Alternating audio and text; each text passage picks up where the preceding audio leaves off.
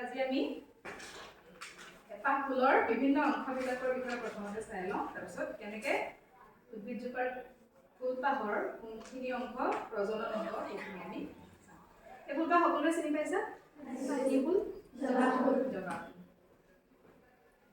আৰু বেলেগ বেলেগ ফুলো দেখিছা তোমালোকে, হয় নাই? ফুলবিলাক সাধাৰণতে কি হয়, এনেকুৱা দীঘলীয়া ঠাৰি এডালত লাগি থাকে। ফুলবিলাক গছৰ ডালত এনেকৈ ঠাৰি এডালত লাগি থাকে আৰু ঠাৰিৰ একেবাৰে মূৰৰ ফালে আৰু এটা সেউজীয়া কুমলীয়া অংশ থাকে, হয় নাই?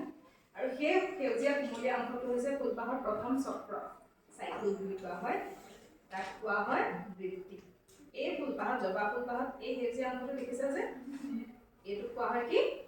বৃত্তি বা কেলিক্স। সকলো ফুলতে বৃত্তি থাকে, কিন্তু কিছুমান ফুলত বৃত্তিৰ উপৰিত আৰু এটা, বৃত্তিৰ তলতে আৰু এটা অংশ থাকে, মানে বৃত্তিৰ ওপৰ ফালে। আৰু আমি যদি ফুলপাহত চাওঁ, বৃত্তিৰ তলত। ঠিক আছে?